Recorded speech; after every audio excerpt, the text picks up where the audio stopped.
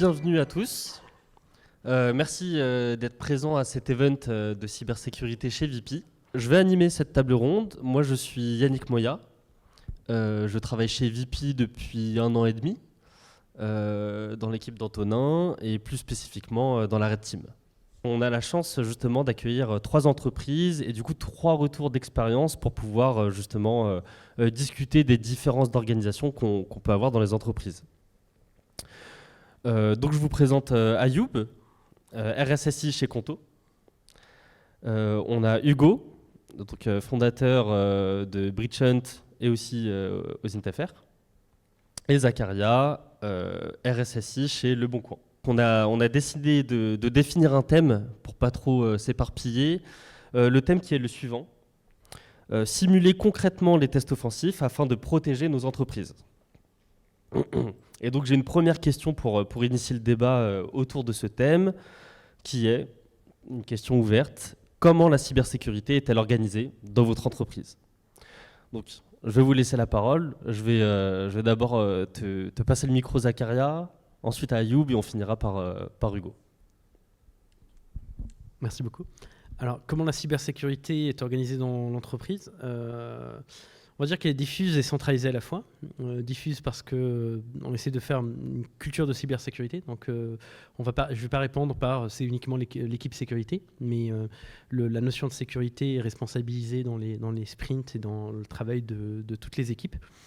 Et côté centralisé, en fait, pour regarder ça, on a une équipe assez traditionnelle, découpée en défensif, offensive, applicative et gouvernance, pour attaquer un peu, pour adresser plutôt tous les aspects de la sécurité. Mais le petit truc, en fait, qu'on essaie d'avoir, c'est vraiment responsabiliser toutes les équipes. Alors, on est une équipe agile, on est une boîte tech même et agile comme VP, comme Conto, etc. Mais donc on essaie vraiment de rajouter cet axe, de dire il n'y a pas que l'équipe sécu qui fait de la sécu. En fait, quand tu dev, quand tu es SRE, même quand tu es sales et que tu voyages à gauche à droite en France et ailleurs, tu es censé faire de la sécu. Très bien. Du coup, nous de notre côté, on a une seule équipe qui fait tout. De la compliance jusqu'à la revue de contrat, jusqu'à des tests d'intrusion, jusqu'à l'implémentation de projets, sécurité, etc. Ce qui fait la différence, c'est le pipe de projet. Et donc c'est ça qui détermine quel est le poids de chaque type d'activité, on va dire. Est-ce qu'on doit plus se focaliser sur la protection, sur la détection, sur la remédiation, etc. Identification et autres, si on reprend le framework NIST. Donc on n'est pas du tout dimensionné comme Conto et Le Bon Coin. Nous, on est une petite société qui a bientôt 3 ans, prestataire en cybersécurité, qui s'occupe de cartographier les surfaces d'attaque. Notamment, notre spécialité, c'est tout ce qui est dark web et initial access broker. Je ne sais pas si ça parle à tout le monde. Donc voilà, c'est tout ce qui est stealer de password, etc.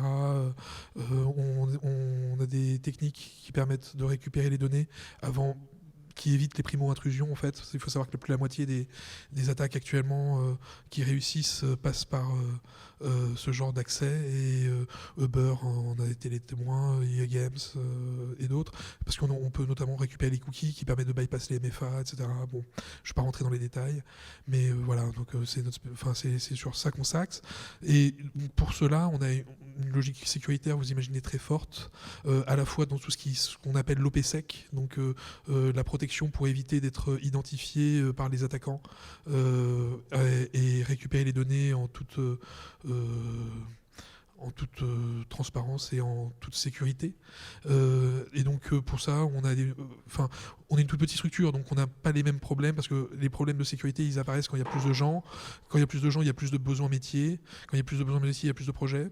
Et donc généralement, les exceptions de la sécurité viennent du besoin métier ou du nombre de projets, etc. Enfin, comme ça a été bien dit. Donc voilà, chez nous, tout est chiffré en BGP au niveau des mails. On utilise une solution, par exemple, comme CritPad, qui est une solution française auto-hébergée pour la gestion des documents, qui est une bonne alternative à Google Drive. On utilise différents... Voilà, je ne vais pas non plus étaler tout mon SI et les solutions avec les versionning. Vous imaginez bien, mais oui. C'est de la bonne obsèque. Ouais, voilà, exactement.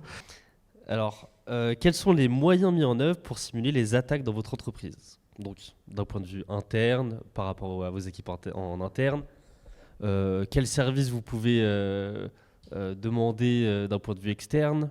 Est-ce que si vous avez une red team, elle travaille main dans la main avec la blue team, et toutes ces questions-là. Très bien, ok.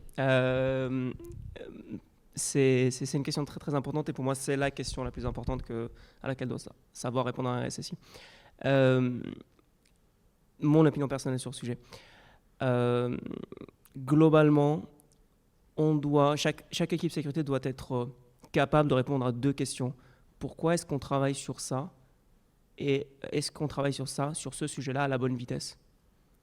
Et donc pour répondre à ces 2 questions-là, il faut être très très clair sur qu'est-ce que va prioriser l'attaquant parmi tous les chemins possibles pour compromettre l'entreprise.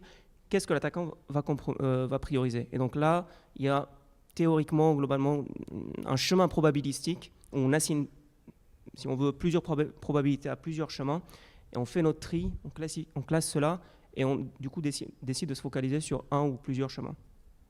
Et donc ça doit être, cette approche ou cette réévaluation doit être en continu. Et donc ça, normalement,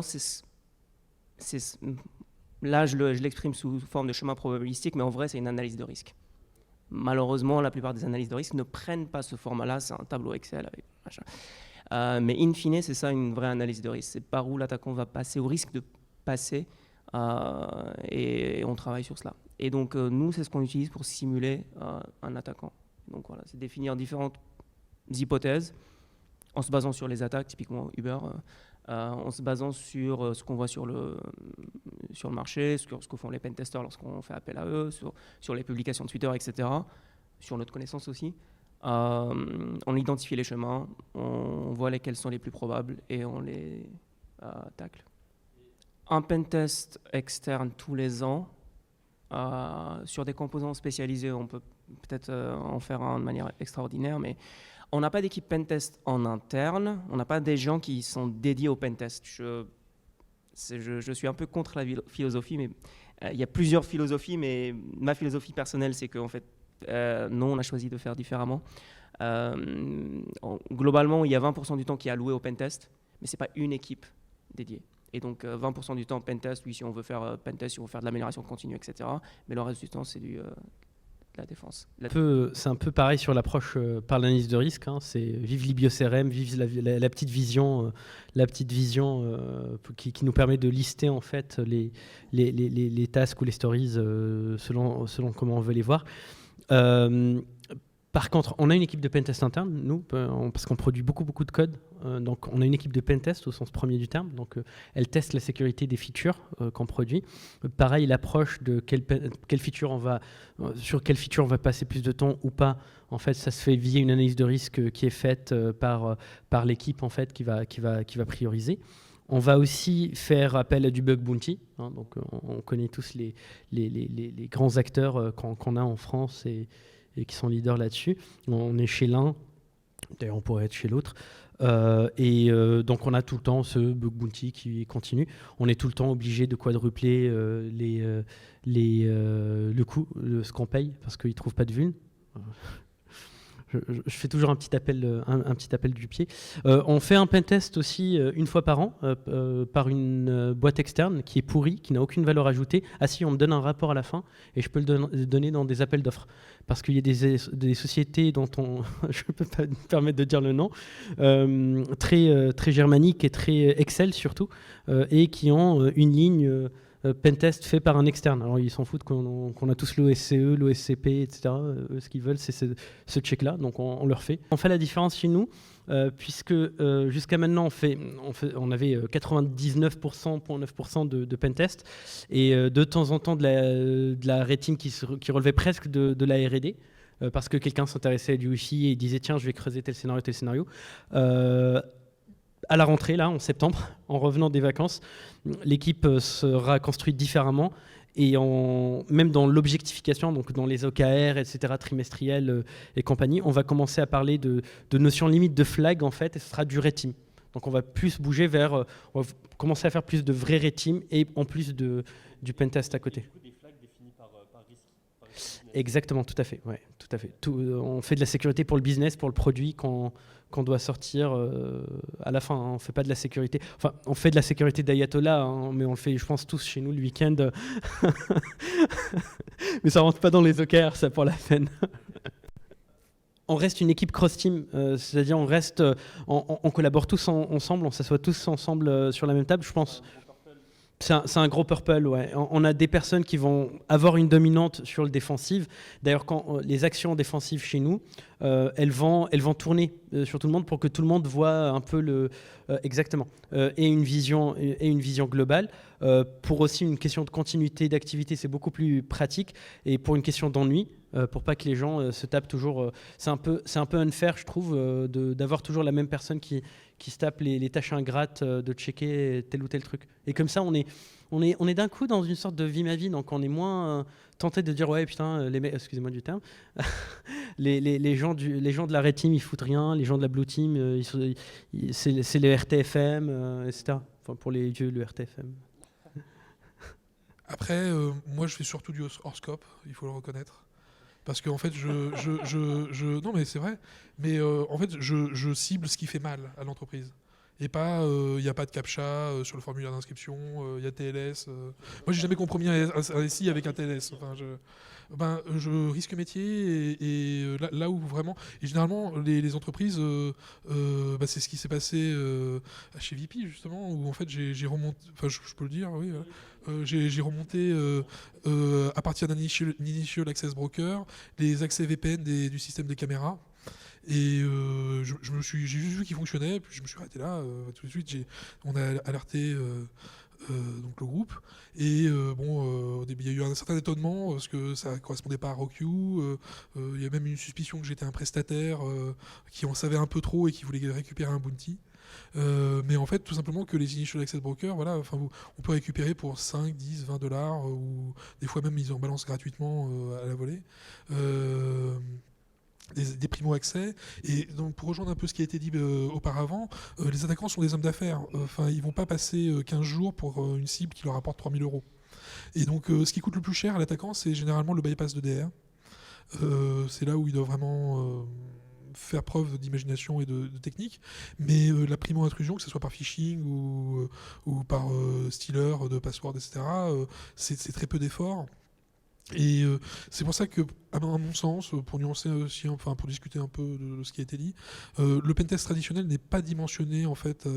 C'est utile pour avoir une liste exhaustive des vulnérabilités qu'il y a sur une application, mais généralement, par exemple, il peut y avoir 10 applications sur un même serveur. Bah non, on va attaquer telle URL de 8h à 18h, du lundi au vendredi, alors que les attaquants, ils s'en fichent.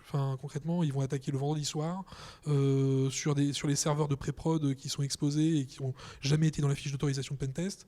Donc c'est pour ça que la dimension Red Team, c'est tout ça qui est complémentaire, hein, il faut un tout, mais ne se reposer que sur le pentest ou que sur le bug bounty, parce qu'il y a aussi un périmètre et un scope, c'est pour moi ne pas se mettre dans la peau de l'attaquant qui va nuire par tous les moyens possibles. Et il y a aussi le risque informationnel et réputationnel qui peut induire, on parle là beaucoup de risques techniques, mais par exemple, moi ça m'est arrivé dans un audit qu'on fait avec ma société. Par exemple, on audite une boîte, au départ de la création de la société, le créateur avait enregistré les noms de domaine avec son Gmail perso. Normal, il n'avait pas encore les mails de la boîte. Jusque-là, tout va bien.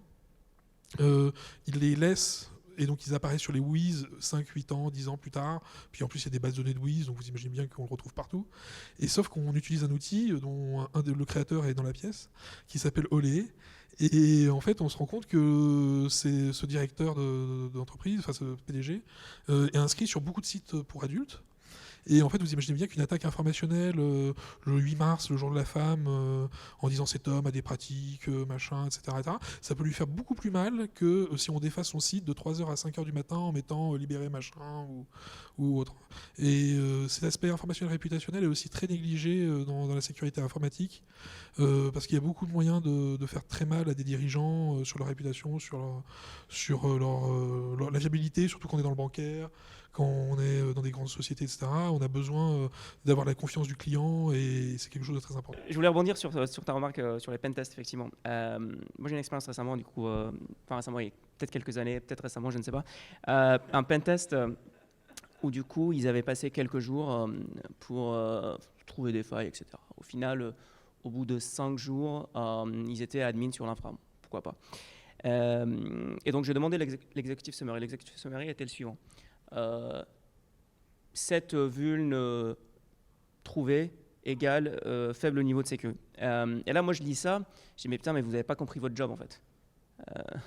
Si vous me listez des vulnes, et puis après, vous me dites, enfin, je l'ai raconté, Zach, vous me dites faible niveau de sécu, vous n'avez pas compris votre job. Lorsque je vous demande un executive summary, c'est-à-dire, je vous demande de me faire une évaluation de à quel point c'est difficile pour un attaquant de compromettre notre infrastructure. Parce que bien sûr qu'un attaquant va pouvoir compromettre l'infrastructure. La vraie question, c'est est-ce qu'on l'a vu à temps? Est-ce qu'on l'a bloqué à temps? Est-ce qu'on l'a bloqué avant qu'il n'accède à des données sensibles, etc. Mais pas qu'il y ait X ou Y vuln. Bien sûr qu'il y ait X et Y vuln. Enfin, il y en a tous les jours.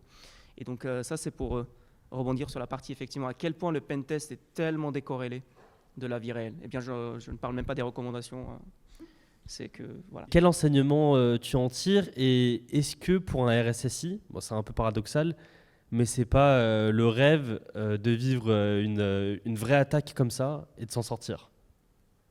D'un point de vue expérience pro, est-ce que c'est hyper enrichissant ou vaut mieux ne pas subir, ne pas avoir connu ça? Alors, si je parle que pour moi, en fait, franchement, ça sert à... c'est pareil. En réalité, moi, j'ai beaucoup de chance parce que je suis tombé sur une boîte avec un COMEX assez terre-à-terre, très pragmatique. Bon, la question tous les jours, c'était est-ce que la plateforme était impactée? Parce que, en fin de compte, quand on s'est fait attaquer, c'est pas un secret. Enfin, c'est un secret de Polichinelle, en tout cas. La question tous les jours, c'est est-ce que la plateforme est attaquée, est impactée? Est-ce que nos collaborateurs sont impactés? Est-ce que les utilisateurs sont impactés? Par contre, tu as des COMEX, tu peux prendre des attaques, ils s'en foutent. Donc c'est vraiment la maturité des gens, la maturité de la culture d'entreprise aussi, de la sécurité. Est-ce que la sécurité est vue comme un FUD pour se faire inviter dans des hôtels 5 étoiles, etc. Ou est-ce que la sécurité est vraiment partenaire du business? Selon l'un ou l'autre, en fait, ça va faire que ça va être une bonne expérience. Moi, j'aime bien les crises, mais en fin de compte, ma première grosse mission dans la sécu, il y a 12 ans, j'aurais pu parler de ça. En fin de compte, c'était lié à une attaque et une réponse à incident, et une gestion de crise. Donc, finalement, j'ai mon adrénaline là-dedans et ça se passe bien, etc. Bon, moi, c'est pas en tant que RSSI que je m'exprime, mais plus en tant que prestataire. Donc, c'est sûr que les crises, tant que c'est pas chez moi, ça c'est plus agréable. Mais j'ai pu en gérer plusieurs et ce que je peux en tirer, en tout cas comme expérience, c'est qu'il faut jamais croire l'attaquant. Toujours le questionner, toujours le pousser à ses retranchements pour être sûr de l'impact et du périmètre qu'il a, parce que c'est arrivé plus d'une fois qu'il y avait du bluff, où les mégas en fait avaient accès à un vieux share, etc., un truc abandonné, alors qu'en fait ils prétendaient être admin AD, etc., etc. Après, c'est sûr, quand on voit tous ces serveurs down et tous les fichiers chiffrés, etc., là le doute n'est plus de mise. Mais après, c'est surtout aussi la logique de reconstruction du réseau aussi qu'il faut à prendre en compte. Lorsqu'on isole, savoir reconstruire le réseau de manière intelligente, quand on a isolé l'attaquant, etc. Enfin voilà, mais c'est tout ce que je peux dire dessus, mais j'ai pas d'expérience de RSSI. Donc, voilà. En fait, j'étais investigateur sur incident pendant quelques années. Donc j'adorais intervenir sur des crises. J'adorais ça. Ça permettait de voyager, c'était génial. Tout frais payé, pour le coup, vraiment tout frais payé. Bizarre, mais est-ce que j'aimerais en vivre une? Non, franchement, non, pas du tout. Non pas que le choix m'incombe, mais j'ai lu récemment dans un article Microsoft qui disait que les backups de clés DPA-API on ne pouvait pas les reset. Et donc, si tu es admin de domaine, terminé, reconstruis ton Active Directory. Et d'ailleurs, les pentesters qui deviennent admin de domaine, qu'est-ce que tu fais d'eux? Bref, ça c'est une autre histoire. Est-ce qu'on reset tous les mots de passe après les pentests? Non, mais in fine, un COMEX ou peut-être des directeurs qui ne veulent pas investir sur la cybersécurité, c'est juste qu'ils ont un modèle de risque qui est différent de la personne qui essaie d'argumenter ou qui essaie de récupérer un certain budget. Et donc, s'il y a ces divergence, soit essayer de la réconcilier, soit se mettre d'accord d'une manière ou d'une autre, soit d'aller chercher un autre contexte. J'attendrai pas une crise personnellement pour pour aligner tout le monde sur la vraie perception de la menace. Donc non, je sais qu'il y aura potentiellement une crise à un moment donné, c'est sûr, c'est une question de temps. L'idée, c'est de limiter l'impact de cette crise pour que ce soit un business as usual plutôt qu'un event extraordinaire. C'est tout. Merci pour vos réponses. Le temps passe, mine de rien. On a beaucoup discuté. On va passer à la session questions-réponses. Peut-être qu'on peut parler recrutement, du coup. Ça va intéresser tout le monde. C'est sûr. Alors, plusieurs stratégies de recrutement. Nous, dans notre stratégie de recrutement, j'évalue 2 points.